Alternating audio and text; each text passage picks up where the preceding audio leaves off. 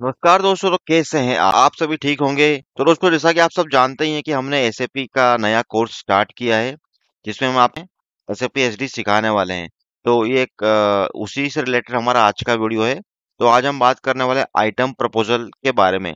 अगर आप भी एसएपी सीखना चाहते हैं और अपना करियर बनाना चाहते हैं तो आप हमारे चैनल को सब्सक्राइब कर लीजिए, क्योंकि इस चैनल पर आपको इंटरव्यू क्वेश्चंस और रियल टाइम सिनारियो, कॉन्फ़िगरेशन, सारी बिजनेस प्रोसेस आपको देखने को मिलेगी। हम आपको ये सब चीजें सिखाने वाले हैं। तो चलिए आते हैं बैक टू टॉपिक पे। Item proposal functionality. सो दोस्तों, आज हम बात करने वाले हैं आइटम प्रपोजल फंक्शनलिटी के बारे में, जो कि एसएपी एसडी की स्पेशल फंक्शनलिटी है।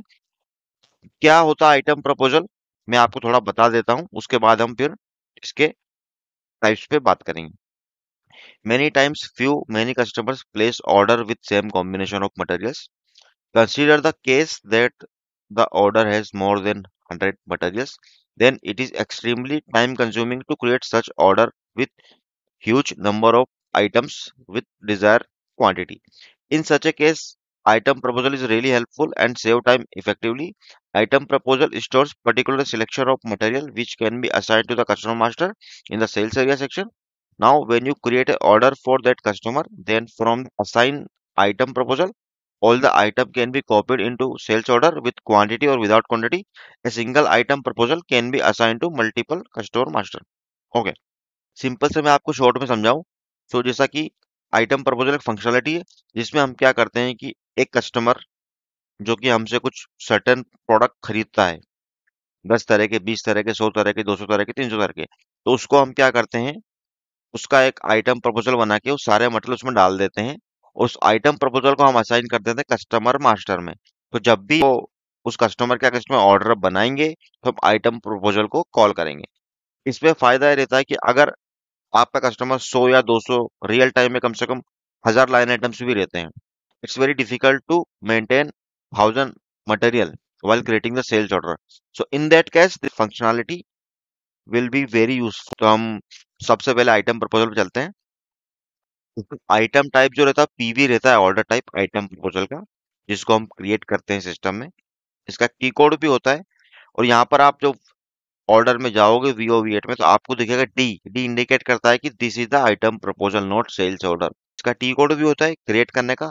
सो टी कोड होता है VF51 to create item proposal. So let's say मैं एसएपी की स्क्रीन पे चलता हूँ, आपको दिखाता हूँ। Table MVK sales data of material, इसको मैं एग्जीक्यूट कर लेता हूँ सेल्स एरिया के अगेंस्ट में। सो आप देखेंगे ये 7 मटेरियल जो है मैंने बना के रखे हुए हैं इस वाले सेल्स एरिया में। सो मैं चाहता हूँ कि अगर अभी मुझे रियल टाइम में अगर सेल्स ऑर्डर बनाना है तो मुझे वन बाय वन सारे मटेरियल डालने पड़े हैं। अब मैं चाहता हूँ कि एक ही बार में सारे मटेरियल कॉपी हो जाए। इस केस में मैं सारे मटेरियल कॉपी करता हूँ। VA51 एंटर करते हैं। बेसिकली एक आइटम प्रपोजल मल्टीपल कस्टमर में असाइन हो सकता है। सो रिलेशन वन टू मेनी। ठीक है, तो यहाँ पर आप आइटम प्रपोजल टाइप मेंटेन करना, पीवी जो कि स्टैंडर्ड है। Item proposal PV. आपको सेल्स एरिया यहाँ पर मेंटेन करना है, जिस सेल्स एरिया के अगेंस्ट में आप इसको प्रोसेस करना चाहते हैं। ये डिटेल डालने के बाद आपको एंटर करना है। सो दिखा रहा PV as not been determined for 25। So ये एरर आएगा, तो इस एरर को रिजॉल्व करने के लिए हम टी कोड चलाएंगे OVAZ। सिस्टम खुद बता देगा कि आपको क्या मेंटेन करना है। ये डिटेल हम मेंटेन कर देंगे हमारे OVAZ में। तो दोस्तों, ये डिटेल जो है हमको मेंटेन करनी है हमारे OVAZ टी कोड में। तो मैं OVAZ टी कोड ओपन कर लेता हूँ। यहाँ पर मुझे न्यू एंट्री पे जाना है और यहाँ पर मैं रेफरेंस सेल ऑर्डर डाल देता हूँ। सिस्टम खुद बता देगा क्या करना है। MP01 मेरा सेल्स एरिया, सेल्स ऑर्गेनाइजेशन है, और मेरा डिस्ट्रीब्यूशन चैनल 12, और डिवीजन है 25, और मेरा डॉक्यूमेंट टाइप जो कि मैं यूज कर रहा हूँ वो है पीवी। तो यहाँ पे पीवी मैंने मेंटेन कर दिया। इस सेटिंग से हमने अलाउ कर दिया है ये डॉक्यूमेंट टाइप्स को इस सेल्स एरिया के अगेंस्ट में डॉक्यूमेंट क्रिएट करने के लिए। सो ये सेटिंग हो चुकी है। अब यहाँ से मुझे बैक आना है, फिर वापस से मुझे उसी टी कोड पे जाना है। यहाँ पर document type PV sales area automatic आ चुका है, जो मैंने प्रीवियसली यूज किया था। एंटर कर देता हूँ। यहाँ पर आपको आइटम प्रपोजल का डिस्क्रिप्शन डालना है, तो स्लेट से हम डाल देते हैं आइटम प्रपोजल का description. Item proposal for oldest customer लिख देता हूँ। और यहाँ पर आप वैलिडिटी भी मेंटेन कर सकते हो आइटम प्रपोजल की, यानी कि कब से कब तक आपको इसको वैलिड रखना है, तो वो भी आप इसको कर सकते हो। 1 साल के लिए हम इसको वैलिड रख देते हैं। एंटर कर देना है। यहाँ पर आपको लिस्ट ऑफ मटेरियल डाल देनी है, लिस्ट ऑफ मटेरियल जो कि आप सेल्स ऑर्डर के टाइम पे करवाना चाहते हो ऑटोमेटिक डिटरमाइन। तो यहाँ पर मैं लिस्ट जो मैंने कॉपी करके रखी हुई है, ये इसको मैं यहाँ पर डाल देता हूँ। यहाँ पर आप टारगेट क्वांटिटी स्पेसिफाई कर सकते हो कि कितनी टारगेट क्वांटिटी कस्टमर हमसे खरीदता है। जैसा कि आप सब जानते हैं, अगर आप सेल्स में हैं तो आपको पता होता है कि एक कस्टमर जो हमसे मल्टीपल प्रोडक्ट खरीदता है, क्वांटिटी लेकिन सेम रहती है। तो लेट इस केस में हम क्वांटिटी यहाँ पे मेंटेन कर देते हैं। सो क्वांटिटी मैंने यहाँ पे मेंटेन कर दी है। ये क्वांटिटी जब हम आइटम प्रपोजल पे को कॉल करेंगे तब जाके, तब ये क्वांटिटी पूरी कॉपी होकर हमारे सेल्स ऑर्डर पे कैरी फॉरवर्ड हो जाएगी। तो लेट से सबसे पहले इसको हम डिटेल डालने के बाद आपको हम इसको सेव कर लेते हैं। सेव करने के बाद एक नंबर जनरेट होगा, उस नंबर को हम असाइन करेंगे हमारे कस्टमर मास्टर में, यानी कि एक item proposal multiple customer master में मेंटेन किया जा सकता है। सो ये मैंने नंबर कॉपी कर लिया है। अब मैं बिजनेस पार्टनर पे जाता हूँ, क्योंकि ये आइटम प्रपोजल मुझे मेंटेन करना है मेरे कस्टमर मास्टर में। सो यहाँ पर मैंने बिजनेस पार्टनर का टी कोड बीपी चलाया।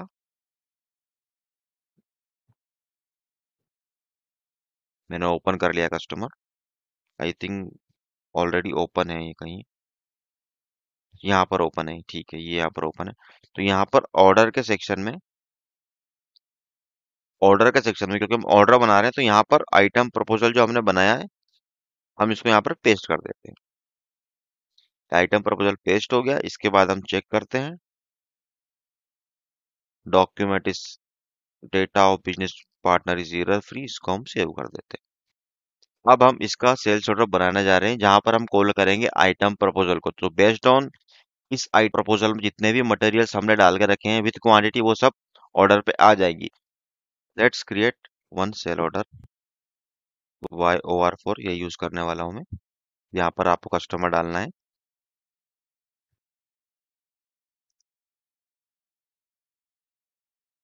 यहाँ पर मैं आज की डेट डाल देता हूँ। सिस्टम बैकएंड में क्या करेगा, जैसे ही मैं आइटम प्रपोजल को कॉल करूंगा, वैसे ही सिस्टम बैकएंड में कस्टमर मास्टर में जाके चेक करेगा कि आइटम प्रपोजल इसमें मेंटेन है ही कि नहीं। आइटम प्रपोजल जो भी मेंटेन है उसका रिकॉर्ड हमारे पास लेके आ जाएगा। आइटम प्रपोजल कॉल करने के लिए आपको सिंपल यहाँ पर क्लिक करना है। आप देखेंगे प्रपोज आइटम यहाँ पर क्लिक करना है आपको। तो आप देखेंगे ऑटोमेटिक जो हमने कस्टमर मास्टर में जो मेंटेन करा था आइटम प्रपोजल, जो अभी थोड़ी देर पहले हमने बनाया था, वो यहाँ पर ऑटोमेटिक आ चुका है। अब यहाँ पर आपको तीन चीजें दिख रही हैं, default without quantity, default with quantity and selection list. तो वन बाय वन हम इन सब चीजों को देखने वाले हैं। पहले हम देखते हैं डिफॉल्ट विदाउट क्वांटिटी, यानी कि आप जैसे इस पर क्लिक करोगे तो वैसे ही मटेरियल सारे कॉपी हो जाएंगे सेल्स ऑर्डर पे, लेकिन उनकी क्वांटिटी नहीं आएगी। क्वांटिटी आपको मैनुअली मेंटेन करनी पड़ेगी। तो लेट्स क्लिक ऑन इट। तो आप देखेंगे मटेरियल 1 से लेकर 10 तक आ चुके हैं पूरे, लेकिन ऑर्डर क्वांटिटी इनमें कॉपी नहीं हुई है। क्यों? क्योंकि मैंने सिलेक्ट किया था विदाउट क्वांटिटी के लिए। अगेन मैं दूसरा ऑप्शन सिलेक्ट करने वाला हूँ। यही कस्टमर को सिलेक्ट कर लेता हूँ। अगेन यहाँ पर आइटम प्रपोजल पे जाता हूँ मैं। पहले हमने ये वाला सिलेक्ट किया था, अब हम करेंगे डिफॉल्ट विद क्वांटिटी। तो इस केस में क्या होगा कि जो भी क्वांटिटी हमने आइटम प्रपोजल में मेंटेन की थी, वो quantity as it is copy होके along with material sales order पर आ जाएंगी। तो let's check default with quantity. So आप देखेंगे मटेरियल्स आ चुके हैं विद ऑर्डर क्वांटिटी के साथ, जो कि हमने आइटम प्रपोजल में डाली थी। ये इसको आप सिंपल इनकम्प्लीशन लॉग चेक करके आप इसको सेव कर सकते हो। प्राइस नहीं आ रही है एक की, प्राइस एक की मेंटेन कर देते हैं हम। Okay, let's say incompletion log, document is complete, इसको हम सेव कर देते हैं। सो ये हमारा सेकंड वाला ऑप्शन का भी हमने चेक कर लिया है। अब हम चेक करेंगे सिलेक्शन लिस्ट पे। तो सिलेक्शन लिस्ट में बेसिकली क्या होता है, सिलेक्शन लिस्ट में सिस्टम आपको अलाउ करता है कि आइटम प्रपोजल में से आप इंडिविजुअली मटेरियल सिलेक्ट कर सकते हो। ऑर्डर, यहाँ पे आइटम, यहाँ पे सिलेक्शन लिस्ट में जाऊंगा। सिलेक्शन लिस्ट में आप चूज कर सकते हो कि आपको कौन से मटेरियल को रखना है आपके सेल्स ऑर्डर के टाइम पे। तो यहाँ पर आपको ऑप्शन मिलते हैं, सिलेक्ट ऑल, डीसिलेक्ट ऑल। पहले आपको डीसिलेक्ट ऑल करना है, फिर आप यहाँ पर मैनुअली रेंडमली मटेरियल सिलेक्ट कर सकते हो। लेट्स से कि कस्टमर ये वाला मटेरियल चाहता है, ये वाला मटेरियल चाहता है, ये वाला मटेरियल चाहता है, तो यही मटेरियल कॉपी होंगे। अब यहाँ पर आपको दो ऑप्शन लिखने हैं, एक ऑप्शन है कॉपी मटेरियल का और एक ऑप्शन है कॉपी क्वांटिटी का। अगर मैं कॉपी मटेरियल पे क्लिक करूंगा तो केवल मटेरियल ही कॉपी होंगे, इनकी क्वांटिटीज कॉपी नहीं होंगी। अगर मैं कॉपी विथ क्वांटिटी पे क्लिक करूंगा तो along with material order quantity भी कॉपी हो जाएगी। तो लेट्स से मैं आपको दिखाता हूँ one by one. Sorry, copy material में केवल मटेरियल हमारा कॉपी होने वाला है सेल्स ऑर्डर पे। तो let's click on copy material. So आपने देखा LN02-610 हमने सिलेक्ट किया था, लेकिन क्वांटिटीज बिकम जीरो क्योंकि हमने केवल मटेरियल को सिलेक्ट किया था।